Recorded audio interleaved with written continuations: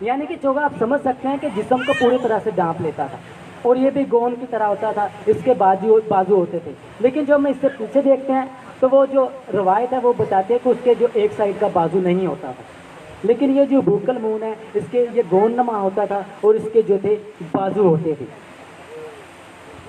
اس لیے جو ہے آگے ہم دیکھیں گے کہ عام لباس جو ہے وہ گھٹنوں تک ہوتا تھا، گھٹنوں سے اوپر تک ہوتا تھا اور بازوؤں کے بغیر ہوتا تھا. یعنی کہ جو عام لباس تھا وہ گھٹنوں سے اوپر اور اس کے بازو نہیں ہوتے تھے. لیکن خدا نے اپنے لوگوں کو حکم دیا کہ آپ نے اس طرح کا لباس پہننا تاکہ آپ دوسرے لوگوں سے الگ نظر آؤ، اور آپ کے لباس سے، آپ کے پہناوے سے، آپ کے کردار سے، آپ کے بول چال سے جو دوسرے لوگ ہیں وہ برکت پائیں، اور وہ تمہارا پہناوا یا تمہارا کردار یا تمہارا بول چال یا تمہارا چال چلن دیکھ کے کہیں کہ یہ واقعی خدا سے پیار کرنے والے لوگ ہیں، اور یہ جو ہیں آپ کو دیکھ کے میری طرف پلٹیں. آگے جا کے ہم ذکریہ کا ایک حوالہ دیکھیں گے جس سے یہ بات ثابت ہو جائے گی کہ واقعی جو خدا کے پیار کرنے والے لوگ تھے، یا جن کو خدا کہتا تھا کہ آپ نے میرے حکم کے مطابق زندگی بسر کرنا ہے، وہ کیا کریں، خدا کے لیے لوگوں کو، دوسری اقوام کو، جو جنٹائلز ہیں، غیر اقوام ہیں، ان کو خدا کی طرف لے کے ہیں. اب آگے ہم دیکھیں گے خدا کے پاک کلام میں سے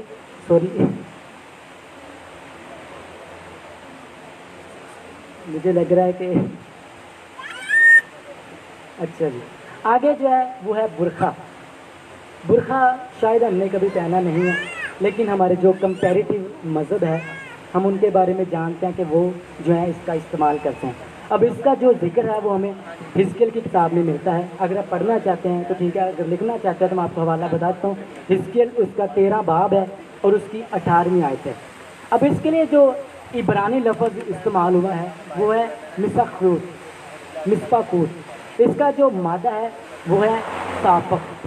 اب اس کا جو عبرانی میں اس کا جو جوڑ یا اس کا جو لکھا جاتا ہے وہ لکھا جاتا ہے سامت پیٹ خیت. یعنی کہ یہ ایک ایسا لباس ہے برقع جو جسم کے سر کی چاندی سے لے کر جو کہ پاؤں تک جو سارے جسم کو ڈانپ دیتا ہے، تاکہ آپ اچھے طریقے سے جو دوسروں کو جو ہے نظر آئیں. یہ ایک اس وقت میں جو آج جو جدید دور ہے، ٹیکنالوجی ہے، اور اس نے بہت زیادہ سے بدل کے رکھ دیا ہے، لیکن اس وقت میں یہ ایک چادر کی طرح ہوتا تھا جو کہ وہ اوپر اوڑھ لیتے تھے اور اپنے آپ کو چھپا لیتے تھے. اگر آپ اس کے لیے میں چاہتا ہوں کہ حوالہ ہم لازم کریں تاکہ ہمیں پتہ چلے کہ یہ جو برقع ہے وہ کس طرح عورتیں اپنے اوپر اوڑھ لیتی تھی اور اپنے آپ کو چھپا لیتی تھی. تورات کی کتاب نکالیں، اس کا جو پیدائش کی کتاب ہے، یعنی کہ تورات یعنی کہ جو پہلی کتابیں ہیں، اس لیے پیدائش کی کتاب اس کا 38 باب ہے، اور اس کی 14ویں آیت کا صرف آپ نے 38 باب کی جو 14ویں آیت اس کا آپ کا صرف پہلا حصہ پڑھنا ہے. اس کے بعد جو ہے دوسری اگر کوئی بہن یا بھائی نکال سکتا ہے تو وہ 19ویں آیت کو اس کے ساتھ سامنے رکھیں. پیدائش 38 باب اس کی 14ویں آیت کا پہلا حصہ اور اس کے بعد 19ویں آیت. اس میں ہمیں نظر آتا ہے ایک عورت ہے، اس کا نام تمر ہے. وہ اپنے سسر سے جو ہے اسے جب پتہ چلتا ہے تو وہ اپنے رنڈاپے کے کپڑے اتارتی ہے اور کیا کرتی ہے، یہ جو برقع ہے یا جو چادر ہے اسے اوڑھ لیتی ہے. جی 14ویں آیت کا پہلا حصہ.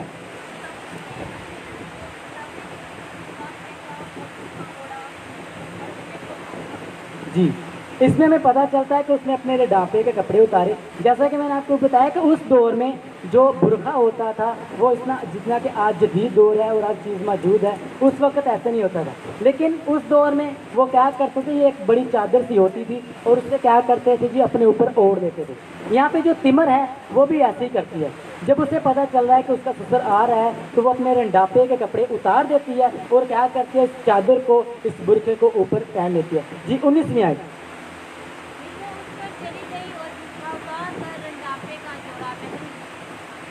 جی وہ وہاں سے چلی جاتی ہے اور اپنا جو برقع ہے یا جو اپنی جو چادر ہے اسے اتارتی ہے اور کیا کرتی ہے، اپنے رنڈاپے کے کپڑے پہن لیتی ہے. اچھا اب آگے آتا ہے جی مذہبی لوازمات، یعنی کہ کاہنوں کے لیے کیا کوالیفیکیشن تھی، یا خدا کا کلام ان سے کیا کہتا تھا کہ آپ نے کس طرح کا لباس پہننا ہے، کون سا لباس ہونا چاہیے تاکہ آپ دوسرے لوگوں سے جو ہے الگ نظر آئیں. اچھا جی، جب جو کاہن تھے ان کے لیے چادر بنائی جاتی تھی اور چادر پر جھالریں لگائی جاتی تھی. جی تو اس کے جو 4 کونے ہیں، کونوں پر جھالریں لگائی جاتی تھی تاکہ جو ہے وہ اس پر حکام جو ہے 200 احکام اسے لکھ سکیں۔ اب خدا کے کلام میں جو جتنے بھی جو کاہن ہیں وہ خدا کے کلام میں جو یہ تورا کی کتاب یعنی کہ تورات میں جو ٹوٹل احکام ہے وہ ہے 613 احکام ہے۔ اب وہ کہتے تھے کہ 613 احکام ہی ہمارے لیے پوری شریعت ہے، ہمارے لیے پوری خدا کے کلام کی باتیں ہیں۔ اور وہ کیا کرتے تھے جی، ان پہ 613 احکام کو اپنے سامنے رکھتے تھے۔ اس میں جو منفی احکام تھے وہ تھے 365، اور جو ان کے ماننے والے ہیں جن کو وہ زیادہ ترجیح دیتے تھے وہ تھے 248۔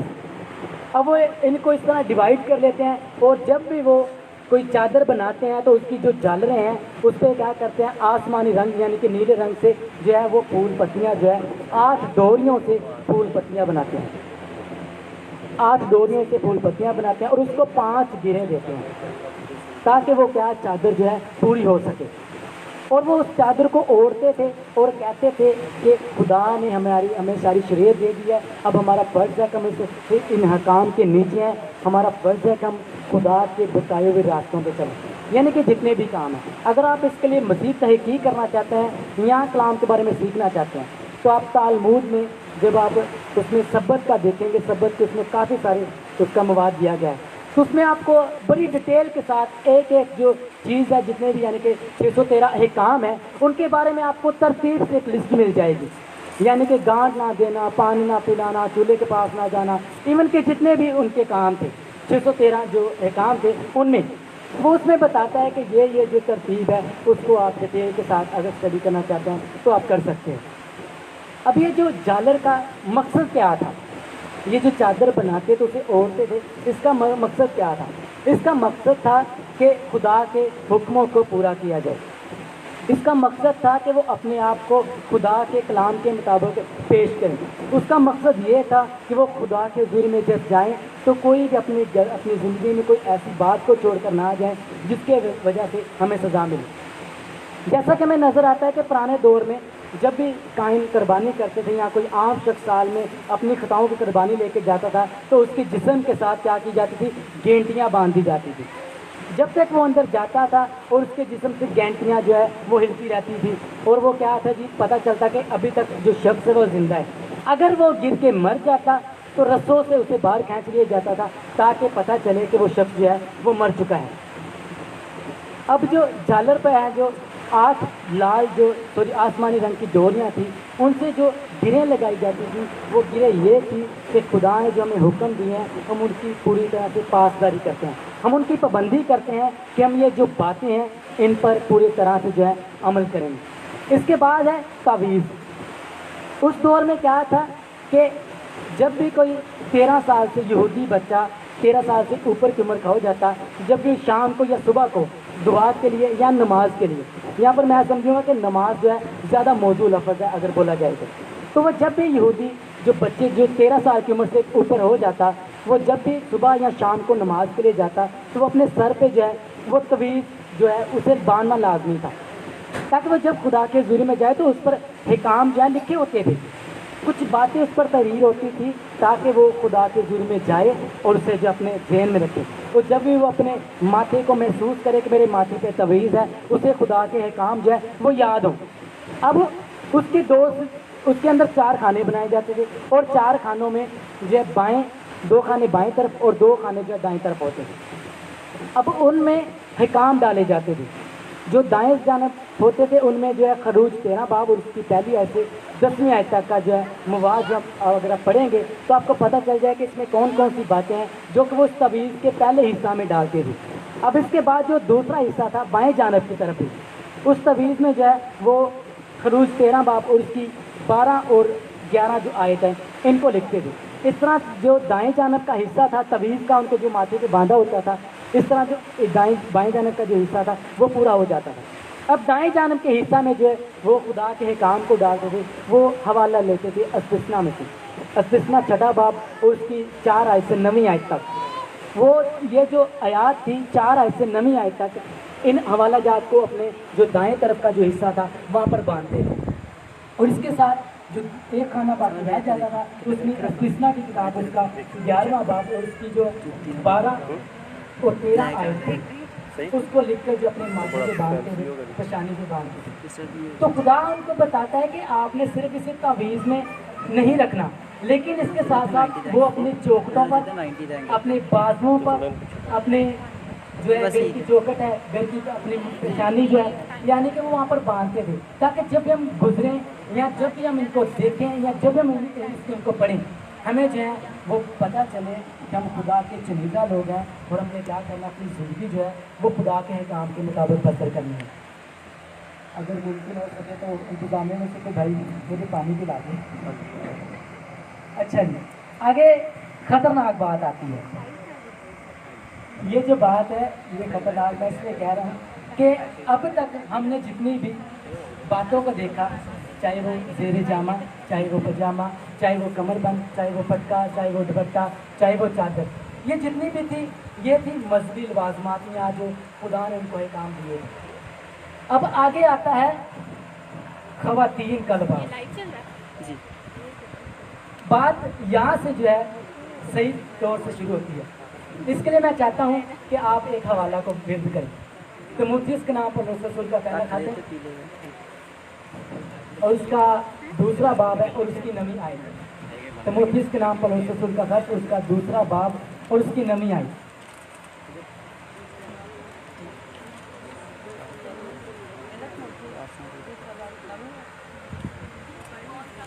جی، پہلا تیموتھیوس، اس کا دوسرا باب اور اس کی نویں آیت.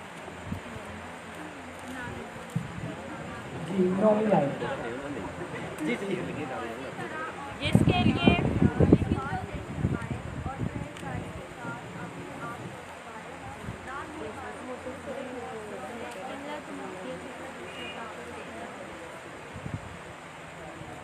جی میں نے سن لیا ہے، بہنوں نے پڑھ دیا ہے. اسی طرح ہوتے ہیں یادگار لباس دیکھنا اور پرہیزگاری کے ساتھ نہ کے بال گھومنے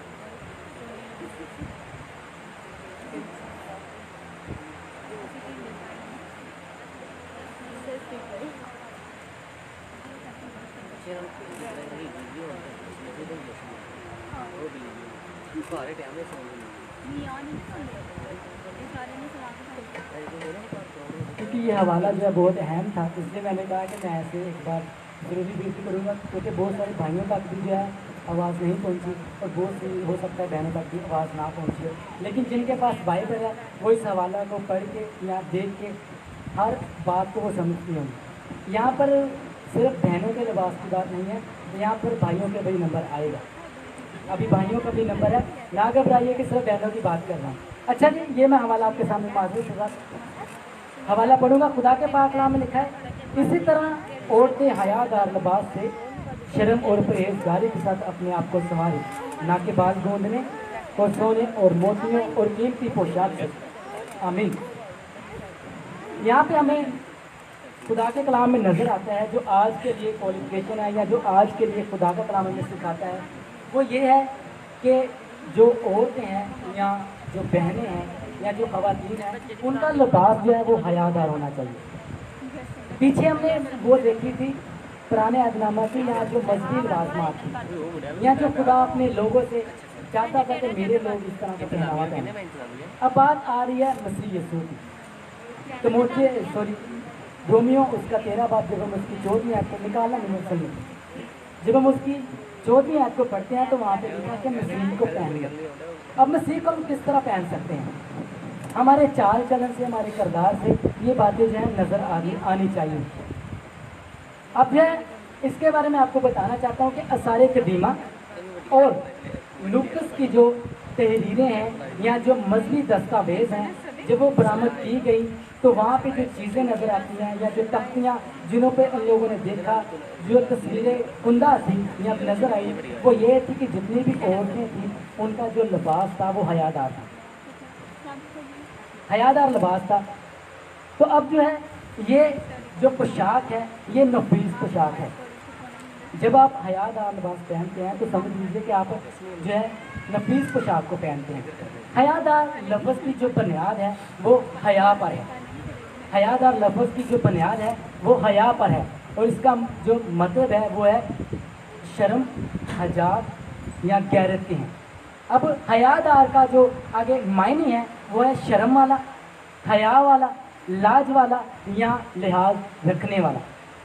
अक्सर औकात जो है जब हम मसीह को या मसीह की तालीम को देखते हैं तो मैं पर्सनली जो है इस बात से दंग रह जाता हूँ कि हमारे घरों में 5-5 बाइबल्स हैं, हमारे घरों में बहनें भाई पढ़े लिखे हैं, लेकिन जब हम पहनावे को देखते हैं, पर्सनली मैं अपनी बात कर रहा हूँ, ये आपका मानना, आप जिस तरह माने वो आपका मानना है।